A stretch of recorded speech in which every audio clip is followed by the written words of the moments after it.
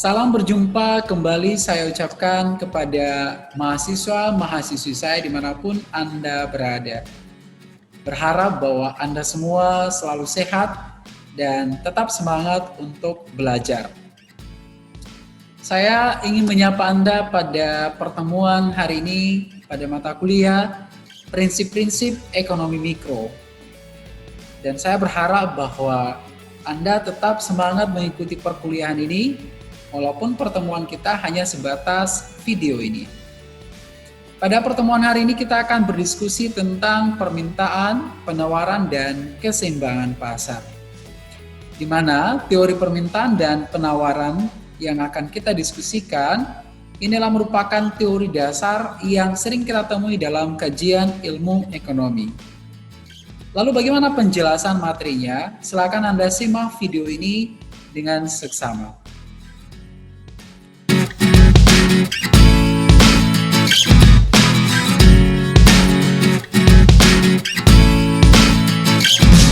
Belajar teori permintaan dan teori penawaran tentu tidak terlepas melihat peranan para pelaku ekonomi.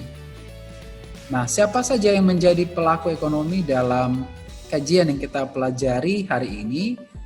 Ada dua. Yang pertama kita sebut dengan perusahaan atau firm, dan yang kedua rumah tangga atau household.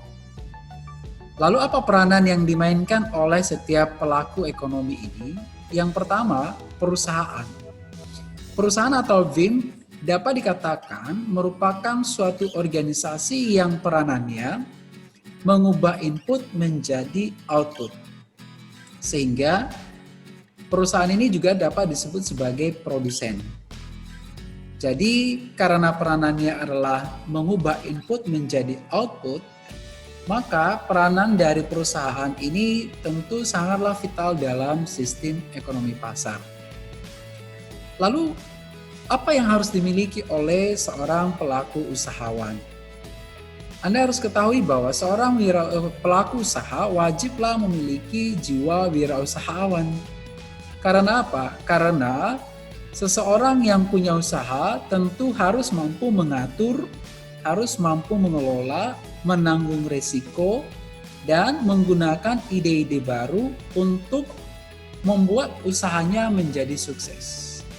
Jadi tanpa jiwa wirausahawan bagi seorang pelaku bisnis, ya tentu bisnisnya belum tentu dapat menjadi sukses. Lalu pelaku ekonomi yang kedua kita sebut dengan household atau rumah tangga. Yaitu apa? Adalah unit konsumsi yang peranannya adalah mengubah atau mengkonsumsi produk yang dihasilkan oleh perusahaan. Di mana konsep konsumsi di sini saya ingin menjelaskan kepada Anda tidak sebatas memasukkan atau menikmati barang dalam wujud makanan seperti begitu ya. Tetapi konsep konsumsi yang kita maksud di sini adalah menghabiskan atau proses menghabiskan nilai guna barang. Nah, jadi konsumsi tidak selalu apa yang masuk di mulut atau apa yang dikenakan dalam tubuh ya, tetapi adalah ketika kita menggunakan sebuah produk di mana nilai produk itu kemudian dari waktu ke waktu berkurang nilainya, maka itulah yang disebut dengan kegiatan konsumsi.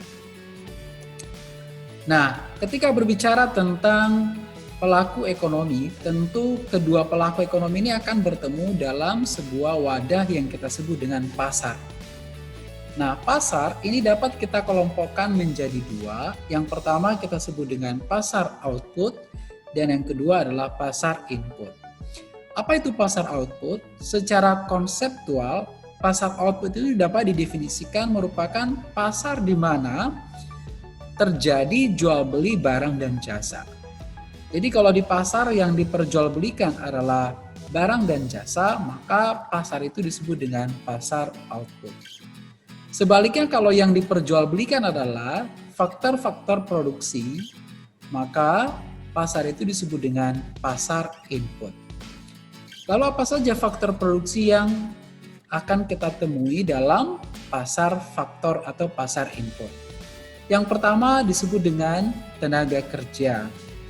Jadi kalau yang diperjualbelikan adalah tenaga kerja, bukan orangnya ya, tetapi tenaganya, maka itu disebut dengan pasar tenaga kerja. Ya. Yaitu apa? Adalah pasar input di mana rumah tangga akan menawarkan tenaganya ya kepada perusahaan untuk mendapatkan upah. Ya, jadi si perusahaan adalah peminta tenaga kerja, lalu rumah tangga adalah penawaran tenaga kerja atau yang menawarkan tenaga kerja. Yang diharapkannya adalah upah. Pasar input yang kedua disebut dengan pasar modal. Yaitu apa? Pasar input di mana rumah tangga menawarkan tabungan yang mereka miliki kepada para pelaku usaha atau para perusahaan dengan tujuan apa? Untuk mendapatkan bunga atas modal yang dia miliki atau dividen di masa yang akan datang. Ya, jadi dividen di sini adalah merupakan nilai yang diperoleh oleh para pemegang saham ya sebagai balas jasa atas modal yang dia tanamkan di sebuah perusahaan. Yang ketiga adalah pasar tanah atau pasar properti, yaitu pasar input di mana rumah tangga yang memiliki properti bisa dalam bentuk tanah atau bangunan ya, ketika disewakan kepada para perusahaan ya atau para pelaku usaha, maka itu disebut juga dengan pasar input, yaitu pasar properti atau pasar tanah. Nah, bagaimana siklus kegiatan ekonomi kedua pelaku ekonomi yang kita definisikan barusan? Ya, jadi kalau tadi pelaku ekonomi itu ada dua, adalah perusahaan dan rumah tangga. Ya, jadi yang pertama, rumah tangga akan menawarkan tenaganya, akan menawarkan tanahnya atau modal yang dimiliki kepada perusahaan ya melalui pasar input. Nah, tentu balasannya adalah para pelaku atau rumah tangga ini akan mendapatkan pendapatan dalam bentuk upah, sewa, atau laba. Nah, itu adalah skema yang kita tahu dalam pasar input. Sedangkan dalam pasar output, karena peranan perusahaan adalah menghasilkan output, maka output yang dihasilkannya dalam bentuk barang dan jasa akan ditawarkan kepada rumah tangga atau household. Jadi rumah tangga akan membeli produknya dan kemudian kebalikannya adalah dalam bentuk pendapatan kepada perusahaan. Ya. Nah, di mana interaksi antara rumah tangga dan perusahaan di sini, karena yang diperjualbelikan adalah barang dan jasa, maka pasar itu disebut dengan pasar produk.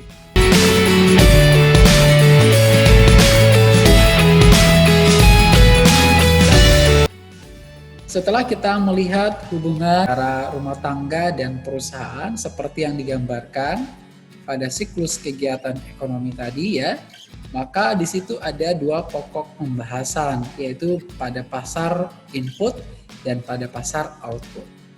Berbicara tentang pasar input itu menjadi sebuah pokok pembahasan tersendiri nantinya. Nah, pada pembahasan kita kali ini kita fokus kepada pasar outputnya.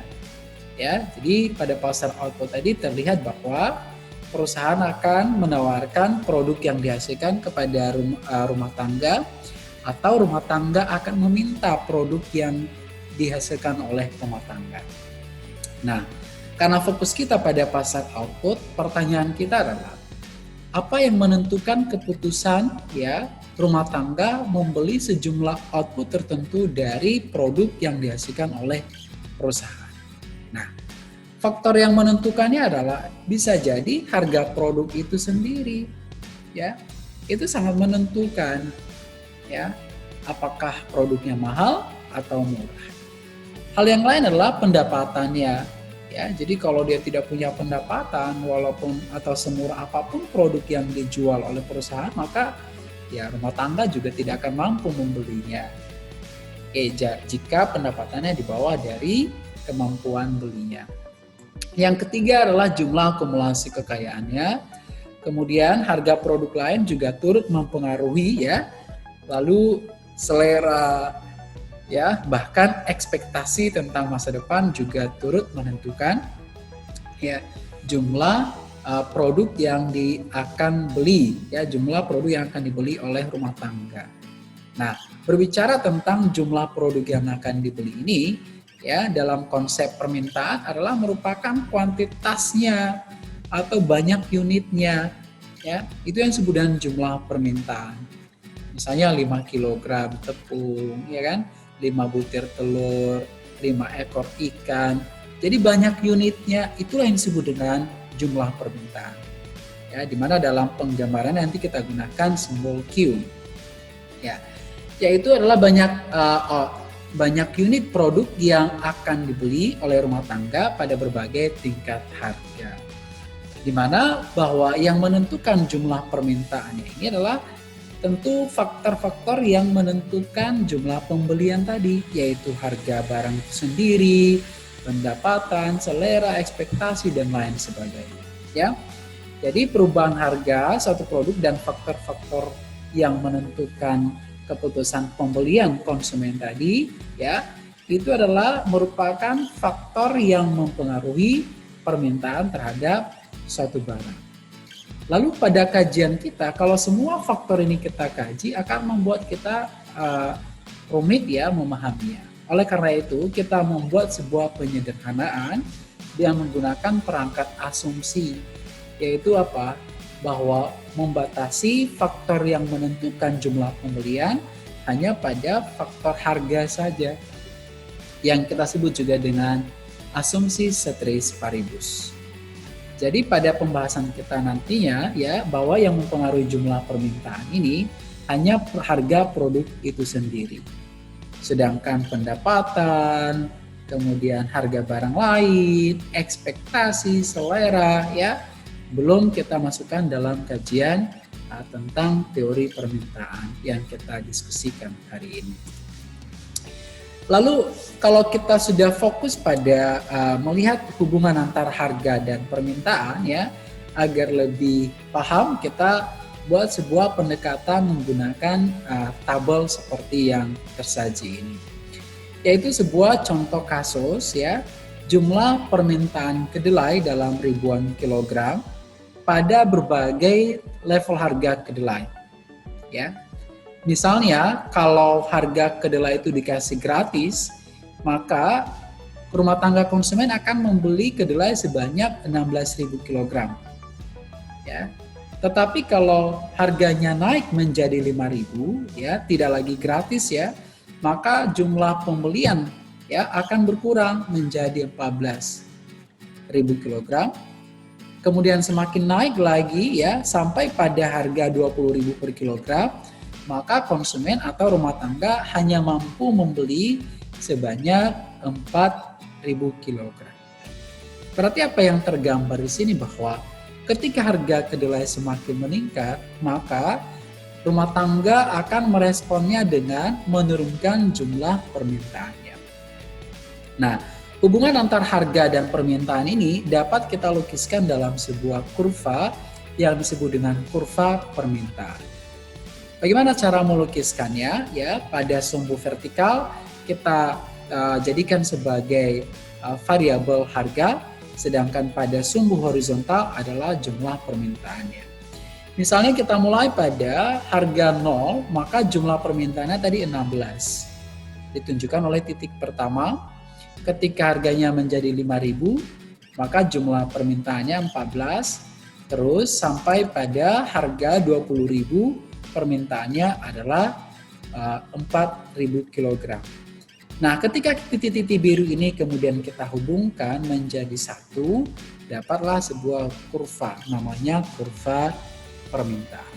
Nah, jadi kurva permintaan ini kalau kita amati, ya, adalah sebuah kurva yang menurun dari kiri bawah atas ke kanan bawah, ya. Sebuah kurva yang memiliki kemiringan atau slope yang negatif. Ya, karena apa? Karena hubungan antar harga dan permintaan adalah hubungan yang terbalik, yaitu ketika harganya naik, maka jumlah permintaannya turun. Oke. Oleh karena itu dari penggambaran kurva tadi, maka dapat kita ambil sebuah kesimpulan, yaitu bahwa ketika harga produknya meningkat, ya, maka jumlah permintaan terhadap produk tersebut akan turun.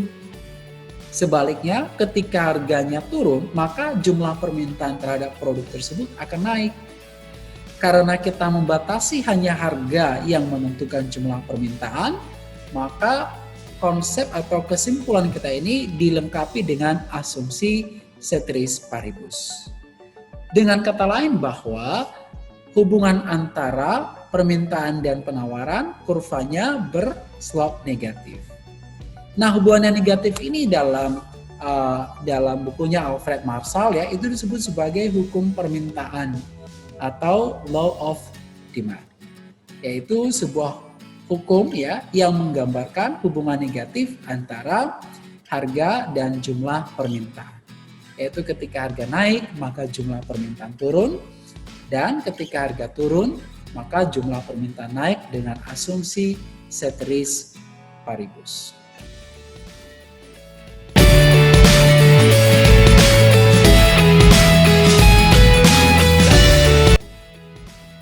Oke, sekarang kita lihat apa faktor lain yang menentukan jumlah permintaan terhadap sebuah produk ya, selain dari harga barang itu sendiri.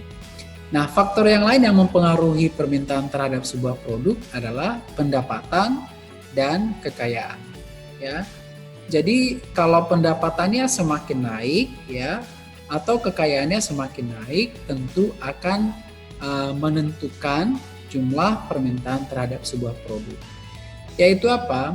Kalau kita klasifikasikan produknya produk normal dan produk inferior.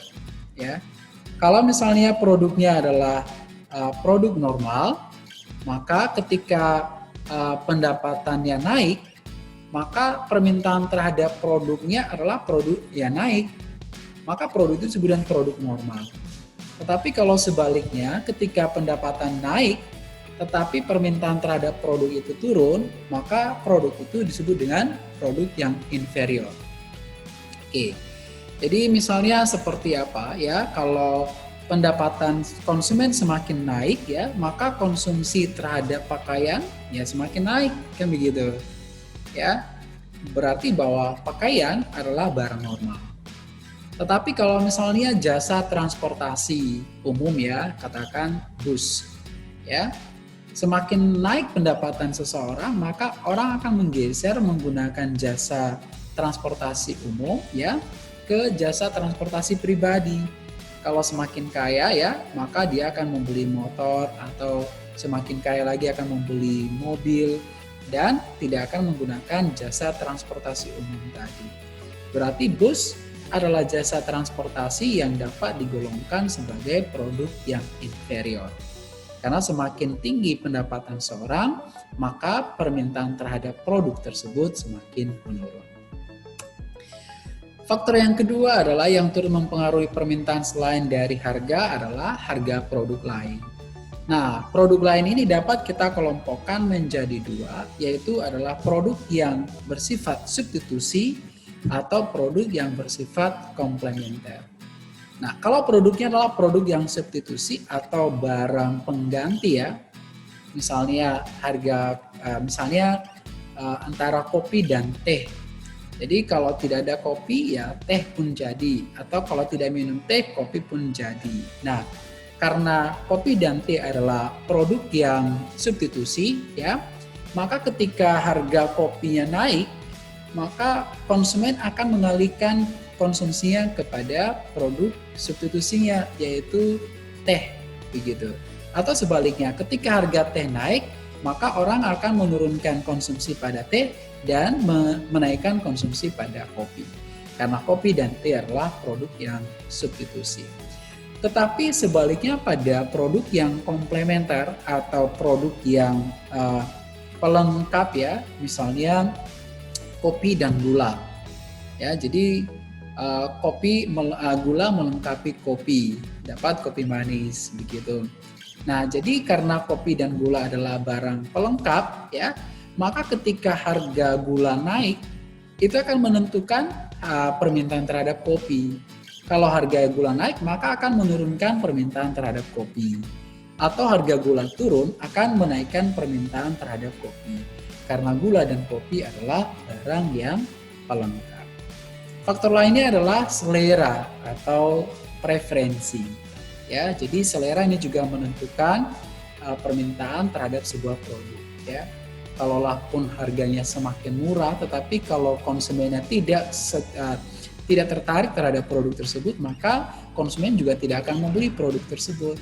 Ya, katakan misalnya produknya udah sobek, atau produknya ukurannya terlalu besar, atau produknya sudah ketinggalan tren, kira-kira begitu. Maka konsumen tidak akan membeli produk tersebut walaupun ya harganya murah. Itu karena preferensi dan selera konsumennya. Yang terakhir yang mempengaruhi permintaan selain dari harga adalah ekspektasi, yaitu perkiraan yang akan terjadi di masa yang akan datang. Ya, ekspektasi ini juga menentukan ya konsumen membeli atau tidak sebuah produk ya. Coba misalnya ketika dulu ya sebelum diumumkan kenaikan harga BBM ya, orang akan memborong untuk membeli BBM. Ketika orang tahu bahwa pemerintah akan mengumumkan kenaikan harga BBM ya, ataupun sebaliknya ya. Jadi ekspektasi di masa yang akan datang itu ya itu sangat menentukan permintaan terhadap sebuah produk. Atau misalnya ketika awal-awal pandemi COVID-19 ya, ketika awal-awal itu bulan Maret ya, maka orang cemas terhadap produk ya, ketersediaan produk. Akhirnya apa? Para konsumen itu memborong atau membeli produk sebanyak mungkin ya, kebutuhan rumah tangganya terutama ya, supaya terpenuhi, karena mereka memperkirakan bahwa pada masa pandemi ini supply produknya akan berkurang. Nah, jadi karena apa? Karena ekspektasi terhadap apa yang akan terjadi di masa mendatang. Nah, inilah beberapa faktor lain yang menentukan permintaan selain dari faktor harga. Oke, setelah kita paham faktor harga dan faktor lain ya yang menentukan permintaan, tentu akan berdampak kepada pergeseran kurva dan pergerakan kurva. Nah, jadi perubahan kurva permintaan ini ada dua konsep ya. Yang pertama pergeseran dan yang kedua pergerakan.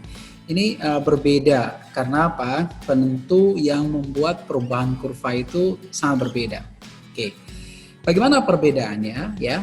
Kalau misalnya perubahan kurva itu sepanjang kurva permintaannya, maka itu disebut dengan pergerakan kurva demand. Artinya apa? Perubahan permintaan sebagai akibat perubahan harga ya. Jadi dia akan bergerak sepanjang kurva permintaan. Ketika harganya naik maka permintaannya turun. Ketika harganya semakin turun maka permintaannya akan naik. Nah, itu akan bergerak sepanjang kurva permintaan itu. Itu namanya pergerakan sepanjang kurva permintaan. Tetapi kalau faktor lain itu bisa atau turut mempengaruhi permintaan terhadap sebuah produk, katakan pendapatan, preferensi, ya, harga produk lain, dan semua faktor yang kita jabarkan tadi ya, maka ketika perubahannya itu, perubahan faktor lain itu menentukan permintaan terhadap sebuah produk, maka itu akan menggeser kurva permintaan. Bisa menggeser ke kanan, atau bisa menggeser ke kiri. Nah, bagaimana penggambarannya? Mari kita lihat sebuah kurva begini. Misalnya harga pizza, ya, atau permintaan terhadap sebuah pizza. Oke, jadi kalau misalnya harga pizza adalah 60.000, ya, maka pizza akan dibeli sebanyak 10. Tetapi kalau pizzanya naik harganya, maka jumlah pizza yang akan dibeli turun menjadi 5. Nah, pergerakan dari 10 ke 5 ini itu disebut dengan pergerakan sepanjang kurva permintaan. Ya. Jadi itu yang disebut dengan pergerakan sepanjang kurva permintaan. Tetapi kalau misalnya faktor lain turut mempengaruhi, katakan misalnya pendapatan dan selera dan seterusnya ya. Kita ambil contoh misalnya harga produk lain ya. Harga produk lain ini bahwa terhadap pizza adalah barang substitusi ya. ketika harga pizza naik, maka orang akan mengalihkan konsumsinya ke KFC, ya, produk cepat saji ya, karena sama-sama produk cepat saji, maka pizza dan KFC adalah produk yang substitusi. Nah, ketika misalnya harga produk pizza naik, maka akan mengalihkan permintaan terhadap produk KFC, sehingga permintaan terhadap produk KFC akan bergeser dari D1 menjadi D2. Ini namanya pergeseran kurva demand. Begitu. Oke. Atau misalnya kalau produknya adalah komplemen ya, misalnya antara pizza dan tepung itu kan komplemen ya. Jadi kalau misalnya harga pizzanya naik, ya, maka permintaan terhadap tepung akan turun. Begitu, karena sifat antara tepung dan komplemen adalah antara tepung dan pizza adalah komplemen. Nah, jadi penurunan permintaan terhadap tepung di sini ya, dari D1 menjadi D2 itu disebut dengan pergeseran kurva demand. Jadi kalau dari 10 pizza ke 5 pizza itu disebut dengan pergerakan sepanjang kurva demand, sedangkan dari D1 ke D2 atau ya ke kiri maupun ke kanan ya, itu namanya pergeseran kurva demand. Jadi kalau kita sudah tahu bahwa itu yang disebut dengan permintaan, nah berbicara tentang permintaan atau demand ya, dapat kita kelompokkan menjadi dua. Yang pertama permintaan pasar dan yang kedua adalah permintaan individu. Nah, apakah itu permintaan pasar? Yaitu adalah jumlah semua produk yang diminta oleh seluruh rumah tangga. Tidak lagi si rumah tangga A atau B, tetapi seluruhnya. Sedangkan permintaan individu adalah permintaan setiap individu tadi, ya. Sehingga ketika kita berbicara tentang kurvanya, maka kurva permintaan pasar itu adalah gabungan semua kurva permintaan individu, ya. Jadi kalau permintaan pasar adalah jumlah seluruh produk yang diminta oleh rumah tangga pada berbagai tingkat harga, maka kurvanya adalah gabungan seluruh kurva individu. Mari kita gambarkan dengan kurva seperti begini. Misalnya permintaan rumah tangga A, maka digambarkan oleh kurva yang pertama, ya, yaitu kurvanya ketika harganya naik maka permintaannya turun. Ya. Sedangkan rumah tangga kedua ketika harganya misalnya 90.000 maka tidak ada permintaan dari rumah tangga B. Ya, itu ditunjukkan kurvanya ya 0 permintaannya. Tetapi kalau harganya 60.000 ya masih mampu membeli di sini. Dia akan membeli sebanyak 3 buah pizza. Itu kondisi rumah tangga B. Sedangkan rumah tangga C ketika harganya 60, maka rumah tangga C akan mampu membeli 8 pizza. Tetapi ketika harganya 90.000, maka rumah tangga C hanya mampu membeli 4 buah pizza. Nah, ketika kita gabungkan semua permintaan mereka ini ya, kalau tadi harganya 90.000, permintaan A 5, permintaan B tidak ada, permintaan C 4, gabungannya adalah 9. Sedangkan kalau harganya 60.000, permintaan A 10, permintaan B 3, dan permintaan C 8, atau gabungannya 21. Nah, penggabungan inilah yang disebut dengan kurva permintaan pasar. Ini kira-kira gambarannya. Ketika harganya 90.000 ya, maka jumlah permintaan pasar adalah 9, dan kalau harganya 60.000, maka jumlah permintaan pasar naik menjadi 21.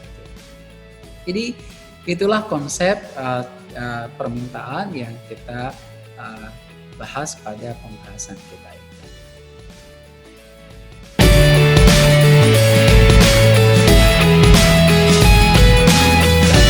Gitu. Nah, sekarang penawaran kalau kita amati ya, jumlah produk yang akan dijual atau yang ditawarkan oleh perusahaan kepada konsumen atau kepada rumah tangga itu sangat ditentukan oleh harga produk yang dijual, kemudian biaya produksi dari produk itu, dan harga produk lainnya. Nah, ini faktor-faktor yang menentukan jumlah produk yang ditawarkan oleh perusahaan kepada rumah tangga konsumen. Kemudian kalau kita definisikan jumlah penawarannya, yaitu merupakan jumlah unit atau output ya yang akan dijual atau yang bersedia dijual oleh perusahaan kepada rumah tangga pada berbagai tingkat harga. Itu yang disebut dengan konsep penawaran. Jadi penawaran adalah jumlah unit yang bersedia dijual oleh perusahaan kepada konsumen pada berbagai tingkat harga. Lalu seperti pada konsep teori permintaan tadi ya, bahwa karena begitu banyak faktor yang mempengaruhi jumlah penawaran, ya pada pembahasan kita akan fokus kepada faktor harga yang menentukan jumlah penawaran ya. Lalu bagaimanakah hubungan antara harga dan penawaran ini? Kita bisa gambarkan dia dengan menggunakan data tabel yang tersedia pada slide. Yaitu misalnya adalah jumlah penawaran kedelai ya pada berbagai tingkat harga. Nah, maksudnya bagaimana? Ketika harga kedelai itu adalah 0 ya, tidak bernilai sama sekali, maka produsen atau perusahaan tidak ada yang mau jual. Ya.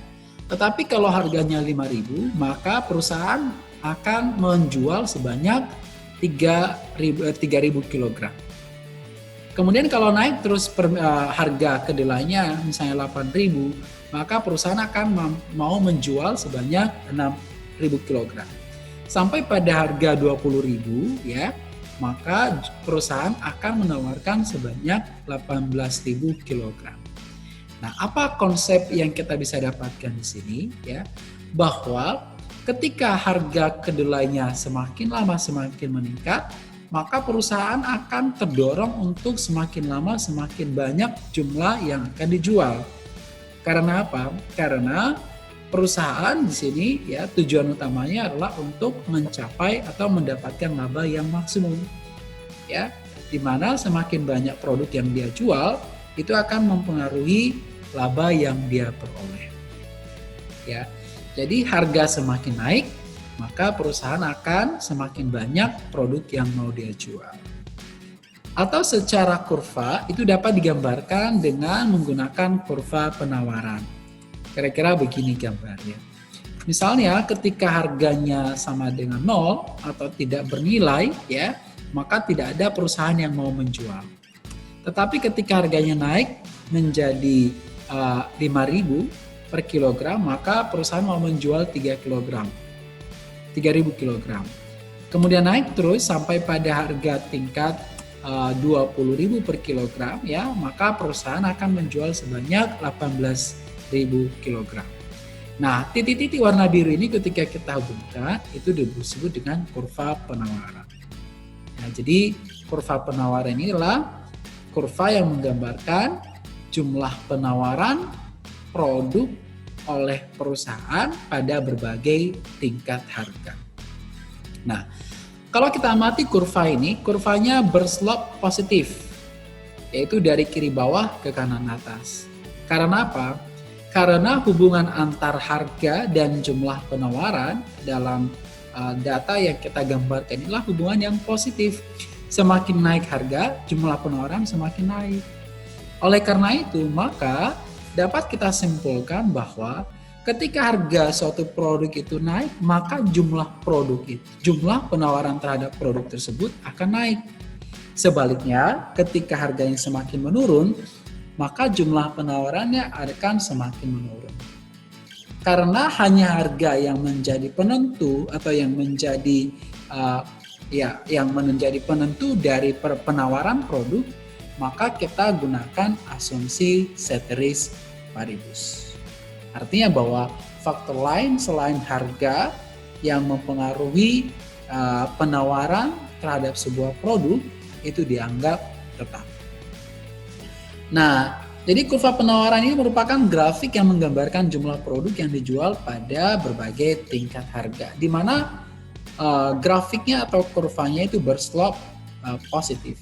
Karena hubungan dari harga dan penawaran itu berhubungan positif.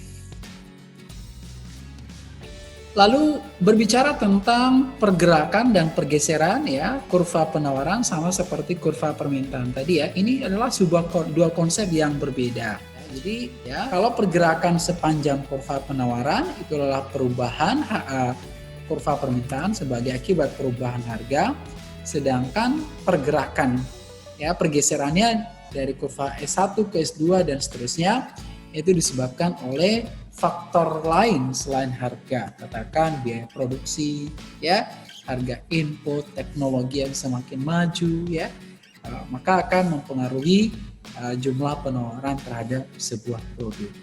Nah, akan tergambar kalau atau mudah kita pahami kalau kita gambarkan menggunakan kurva seperti ini. Kalau pergerakan kurva penawarannya yaitu bergerak pada sepanjang kurva penawaran. Jadi misalnya ketika harga pizzanya 60.000 maka jumlah penawaran adalah 5. Tetapi kalau harga pizza naik menjadi 90.000 maka jumlah penawaran pizza akan naik menjadi 10.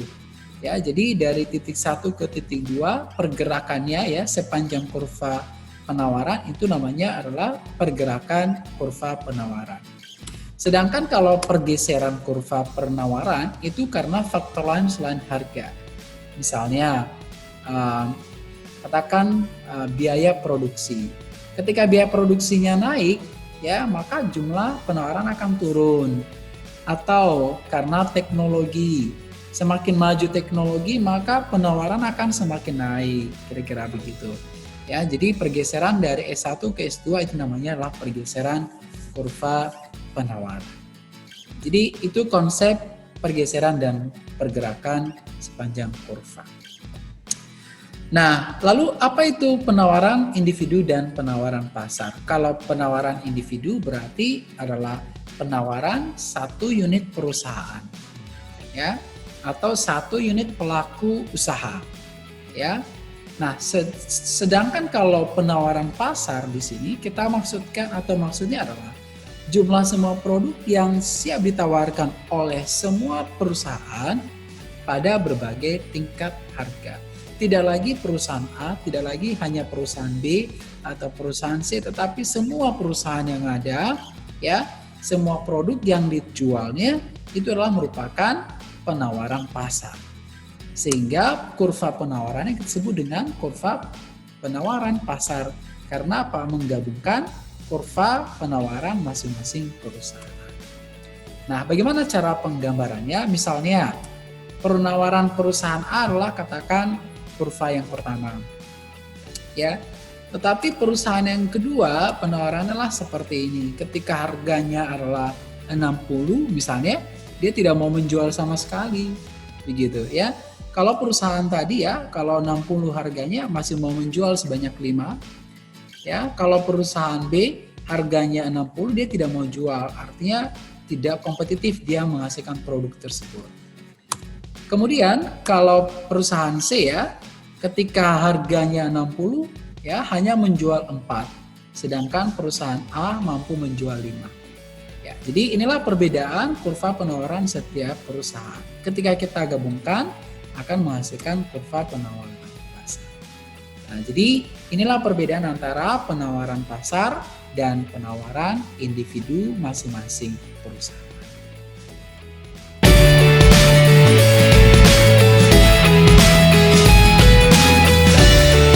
Setelah kita paham konsep permintaan dan penawaran, maka selanjutnya kita lihat bagaimanakah kondisi keseimbangan yang terjadi. Oke, jadi keseimbangan yang kita maksud di sini adalah kondisi di mana jumlah yang diminta sama dengan jumlah yang ditawarkan pada tingkat harga yang sama. Jadi artinya bahwa keseimbangan antara demand dan supply, keseimbangan antara permintaan dan penawaran itu disyaratkan ketika jumlah permintaannya sama dengan jumlah penawaran. Kalau misalnya QD kita simbolkan sebagai simbol permintaan dan QS adalah simbol penawaran, maka syarat menunjukkan keseimbangan adalah ketika QD sama dengan QS.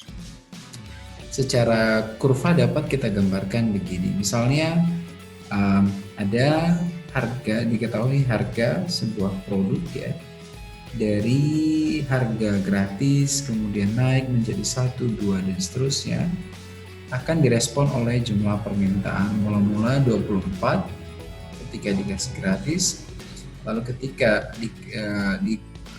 dipatok harganya menjadi 1 maka jumlah permintaannya menurun dan seterusnya. Sebaliknya ya, penawaran ketika harganya gratis tidak ada yang mau menjual produk itu. Tapi kalau harganya 1, perusahaan akan menjual 5. Ketika harganya naik menjadi 2, perusahaan akan menjual 10 sampai pada harga misalnya 6, maka perusahaan mau menjual 30. Lalu di manakah terjadi keseimbangan itu? Secara tabel dapat kita lihat, yaitu ketika jumlah permintaan dan jumlah penawarannya sama. Itu dicapai pada tingkat harga sama dengan 3. Secara kurva kita bisa lukiskan seperti ini ya. Jadi karena keseimbangan tadi kita dapatkan pada harga 3, maka harga 3 lah merupakan tingkat harga keseimbangan dan jumlah kuantiti 15 lah merupakan jumlah Q keseimbangan atau ditunjukkan oleh titik E. Jadi kalau misalnya kurva merah ini menunjukkan kurva demand atau kurva permintaan dan kurva yang berwarna biru adalah kurva penawaran, titik perpotongan antar kurva permintaan dan kurva penawaran inilah yang disebut dengan keseimbangan. Nah, jadi secara persamaan atau secara kuantitas ya, keseimbangan itu dicapai ketika jumlah yang diminta sama dengan jumlah yang ditawarkan. Atau secara grafik atau secara kurva, keseimbangan didapatkan ketika kurva permintaan berpotongan dengan kurva penawaran.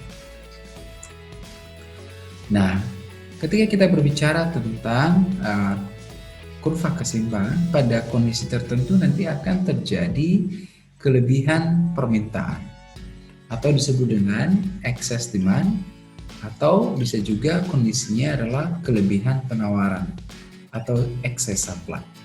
Nah, sekarang kita lihat dulu kondisi yang excess demand. Apa itu excess demand? Yaitu adalah suatu kondisi di mana ketika jumlah yang diminta itu melebihi dari jumlah yang ditawarkan. Ya, jadi kapan itu terjadi?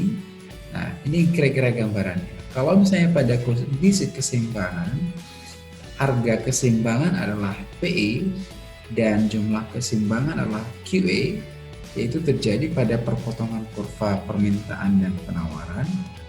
Ya, ini kondisi keseimbangan.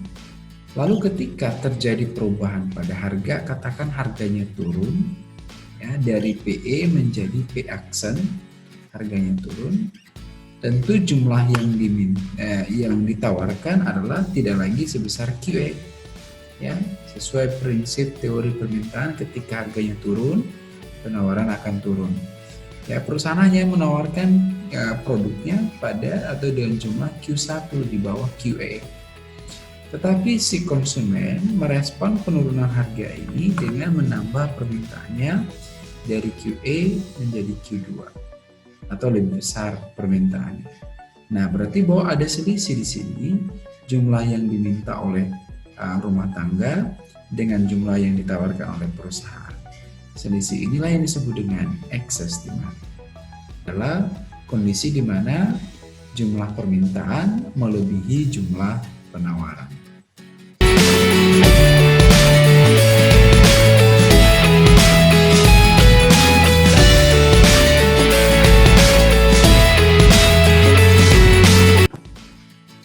Kondisi yang kedua adalah kelebihan penawaran atau istilah lainnya adalah excess supply. Kapankah terjadi excess supply itu? Yaitu pada saat jumlah yang ditawarkan melebihi dari jumlah yang diminta, atau kebalikan dari excess supply, excess demand. Nah, bagaimana cara penggambarannya? Sama seperti ketika kita gambarkan excess demand tadi ya, bahwa kita mulai dulu dari kondisi equilibrium awal, yaitu pada equilibrium awal ya, jumlah yang diminta sama dengan jumlah yang ditawarkan atau digambarkan oleh perpotongan kurva demand dan kurva supply. Inilah kondisi keseimbangan awal.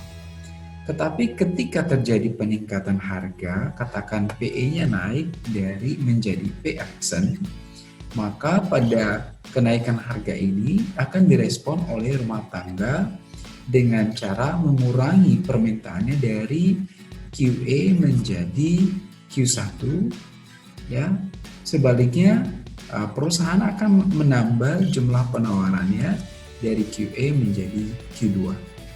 Nah, di sini ada selisih antara QS dengan QD, atau ada selisih jumlah yang ditawarkan dengan jumlah yang diminta oleh rumah tangga. Selisih inilah yang kita sebut sebagai excess demand, excess supply, atau kelebihan penawaran. Nah, dari konsep kelebihan permintaan dan dari konsep kelebihan penawaran ini, maka berbicara tentang keseimbangan dapat kita perluas ke dalam kajian perubahan keseimbangan. Artinya bahwa apa yang akan terjadi ketika terjadi hal-hal perubahan dalam variabel-variabel yang kita analisis. Nah, bagaimana cara menganalisa perubahan dari keseimbangan ini? Yaitu bahwa tentukan terlebih dahulu peristiwa yang sedang terjadi.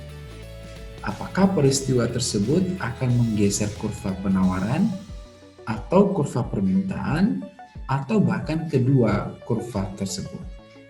Di awal tadi kita sudah lihat bahwa faktor yang dapat membuat menggeser kurva permintaan adalah ketika faktor selain harga itu ikut terjadi perubahan. Sebaliknya, pergeseran pada kurva penawaran juga terjadi ketika terjadi perubahan selain pada harga.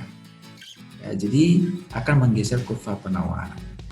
Nah, jadi dalam kasus analisa keseimbangan ini, kita harus amati terlebih dahulu peristiwanya itu bisa menggeser kurva permintaan atau kurva penawaran atau bahkan kedua-duanya. Lalu setelah itu tentukan kurvanya apakah bergeser ke kanan atau ke kiri. Sudah kita berikan beberapa contoh, ya, kapankah kurva supply bergeser ke kiri atau bergeser ke kanan, serta kurva demand bergeser ke kiri atau bergeser ke kanan. Lalu dengan memadukan kedua buah kurva demand dan kurva supply, kita bisa melihat efek pada harga dan jumlah keseimbangan. Oke, agar kita lebih paham, kita lihat sebuah contoh kasus begini. Misalnya peristiwanya adalah kenaikan harga BBM. Harga BBM adalah input terhadap mobil, ya, karena mobil tidak bisa jalan kalau tidak ada BBM, ya. Nah, kalau misalnya terjadi kenaikan harga, maka akibatnya adalah akan mengurangi konsumen menggunakan mobil yang berbahan bakar BBM atau fosil, tetapi akan menggeser konsumen ke produk yang atau produk mobil yang tidak menggunakan bahan bakar minyak, tapi misalnya mobil listrik, sehingga kurva demand itu akan bergeser, ya, karena harga BBM yang meningkat. Kurva demandnya dari D1 menjadi D2. Kurva demand pada apa? Kurva demand pada mobil listrik, ya, sebagai dampak dari kenaikan harga BBM, yaitu bergeser kurva demand dari D1 ke D2. Pergeserannya adalah ke kanan.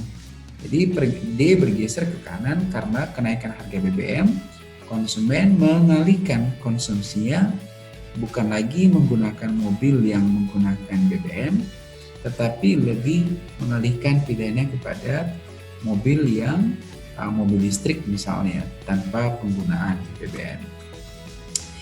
Lalu yang ketiga adalah pergeseran tersebut, apa yang terjadi adalah yaitu harga mobil listrik tadi akan naik dari P1 menjadi P2 dan jumlah keseimbangan baru akan bergeser, ya, kuantitinya dari Q1 menjadi Q2.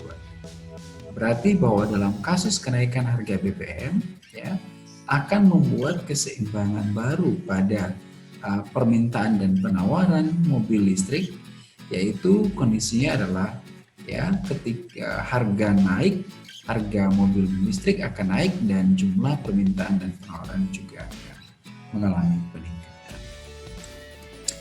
Itu kalau misalnya pada kasus kenaikan harga BBM. Lalu bagaimana kalau kasusnya adalah peningkatan teknologi dalam proses produksi mobil listrik? Apa yang akan terjadi? Maka ketika terjadi perubahan teknologi terbarukan, dampaknya tentu akan mengurangi biaya produksi mobil listrik. Dampaknya adalah pergeseran kurva supply ya dari S1 menjadi S2. Karena apa? Karena biaya produksi yang semakin berkurang akibat penggunaan teknologi yang terbarukan. Tetapi kurva demand tidak berubah. Karena apa? Karena kurva demand atau permintaan tidak ditentukan oleh perubahan teknologi. Nah, pergeseran kurva supply ini kemudian dari kiri ke kanan, dari S1 ke S2 akan menyebabkan penurunan harga mobil listrik dari P1 menjadi P2.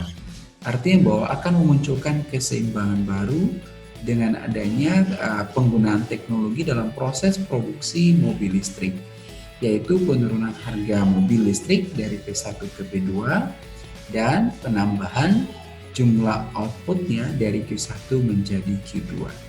Nah, inilah kondisi yang sedang atau yang terjadi ketika ada penggunaan teknologi baru. Kalau dari pembahasan contoh 1 dan contoh 2 tadi adalah merupakan kondisi pergeseran pada kurva permintaan dan pergeseran pada kurva penawaran saja. Lalu bagaimana kalau terjadi pergeseran pada kedua buah kurva secara sekaligus? Nah, bagaimana cara menganalisanya? Mari kita lihat sebuah contoh peristiwa. Misalnya harga BBM naik dan penggunaan teknologi juga ada dalam proses produksi. Jadi produsen mobil listrik ini ya menghadapi kondisi kenaikan harga BBM dan sekaligus juga produsennya menggunakan teknologi terbarukan. Bagaimana dampaknya? Dampaknya adalah kalau harga BBM tadi kita sudah tahu ya akan menggeser kurva demand ya. Kurva demand akan bergeser dari D1 ke D2. Lalu kemudian penggunaan teknologi terbarukan itu akan menggeser kurva supply dari S1 ke S2. Ya, karena ada biaya produksi yang lebih murah. Lalu bagaimana dampaknya terhadap keseimbangan? Ya, karena Q-nya naik, ya, karena pergeseran kurva demand lebih besar dari pergeseran kurva supply ya. Kalau kurva demand tadi bergeser dari D2 ke D1, ya, jaraknya ini lebih besar dari pergeseran kurva supply S1 ke S2. Ya, ukuran tanda panah ini, tanda panah pergeseran kurva demand lebih besar dari tanda panah pergeseran kurva supply. Berarti bahwa penambahan permintaan lebih besar dari penambahan penawaran. Ya. Nah, karena itu kondisinya, maka yang terjadi pada keseimbangan adalah kenaikan harga mobil listrik dari P1 menjadi P2 dan terjadi penambahan atau kenaikan keseimbangan dari Q1 menjadi Q2. Ini terjadi sekali lagi karena pergeseran kurva demand lebih besar dari pergeseran kurva supply. Lalu bagaimana sebaliknya? Kalau misalnya pergeseran kurva demand lebih kecil dari pergeseran kurva supply atau pergeseran kurva supply lebih besar dari pergeseran kurva demand, maka kondisi yang terjadi atau akibatnya adalah penurunan harga mobil listrik dari P1 ke P2 walaupun jumlah keseimbangannya juga sama-sama meningkat. Jadi kesimpulannya apa? Bahwa ya ketika terjadi pergeseran kurva supply di mana kurva demand tidak berubah, maka dampaknya adalah akan menaikkan saya ulang sekali lagi, kesimpulannya adalah ketika kurva demand meningkat bergeser ke kanan ya, tetapi kurva supply tidak berubah akan menambah harga produk ya. Sebaliknya ketika kurva demand bergeser ke kiri, itu akan menurunkan harga produk. Yang kedua, ketika kurva supply yang bergeser, kurva demand tidak bergeser, maka keseimbangan yang terjadi adalah, keseimbangan yang baru yang terjadi adalah, kalau kurva supply yang bergeser ke kanan, maka akan menyebabkan harga berkurang.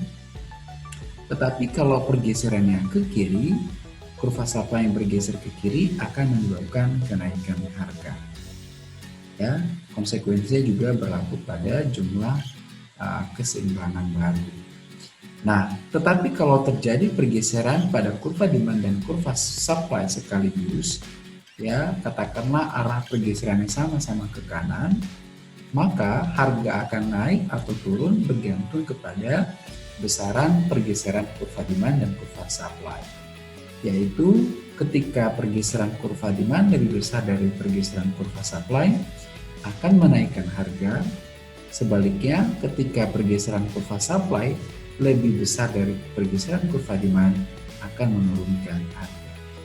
Nah, itulah kira-kira analisa ya dampak pergeseran kurva demand dan kurva supply terhadap keseimbangan yang baru. Dengan demikian maka saya pikir materi kita tentang demand, supply, dan equilibrium atau permintaan, penawaran, dan keseimbangan cukup sampai di sini ya. Nanti kita boleh berdiskusi lebih lanjut dalam forum diskusi. Baik, atas perhatiannya saya ucapkan terima kasih, semoga bermanfaat.